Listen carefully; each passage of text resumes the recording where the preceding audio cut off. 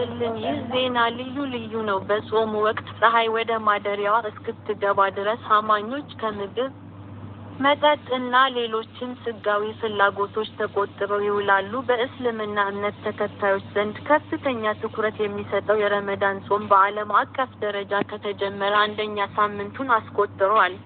ሙስሊሞች የረመዳን ወር ከ1400 ዓመታት በፊት የቁርአን የመጀመሪያዎቹ ክፍሎች ለነብዩ ሙሐመድ የወረዱበት ወቅት እንደሆነ ያምናሉ።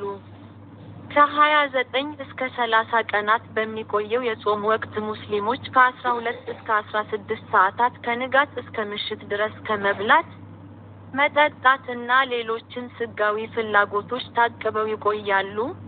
እንደ ቺሊ እና ኒውዚላንድ ባሉ ደቡባዊው የዓለም ሀገራት የሚኖሩ ሙስሊሞች ለ13 ሰዓታት ያህል ይጾማሉ። በሰሜናዊው ጫፍ አይስላንድ እና ግሪንላንድን የመሳሰሉ ሀገራት ደግሞ በረጅሙ ቀኖቻቸው ለ16 ሰዓታት ወይም ከዚያ በላይ ይጾማሉ።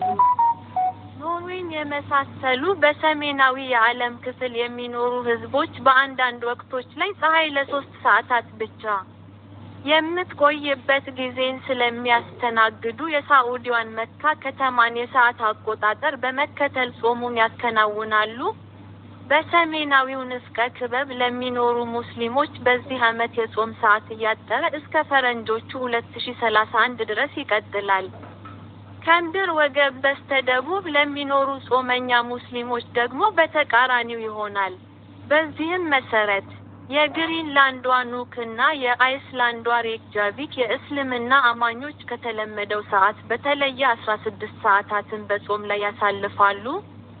በዚህም በረመዳን ለረጅም ሰዓት በመጾም ቀዳሚ በመሆን ይጠቀሳሉ።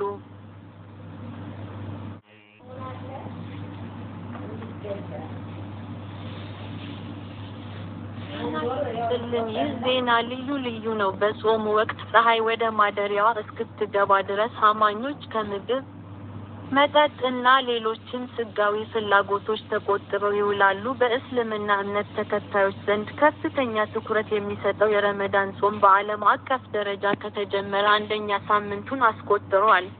ሙስሊሞች የረመዳን ወር ከ1400 ዓመታት በፊት የቁርአን የመጀመሪያዎቹ ክፍሎች ለነብዩ ሙሐመድ የወረዱበት ወቅት እንደሆነ ያምናሉ። ከ29 እስከ 30 ቀናት በሚቆየው የጾም ወቅት ሙስሊሞች ከ12 እስከ 16 ሰዓታት ከንጋት እስከ ምሽት ድረስ ከመብላት፣ መጠጣት እና ሌሎችም ስጋዊ ፍላጎቶች ታቅበው ይቆያሉ። እንደ ቺሊ እና ኒውዚላንድ ባሉ ደቡባዊው የዓለም ሀገራት የሚኖሩ ሙስሊሞች ለ13 ሰዓታት ያህል ይጾማሉ። በሰሜናዊው ጫፍ አይስላንድ እና ግሪንላንድን የመሳሰሉ ሀገራት ደግሞ በረጅሙ ቀኖቻቸው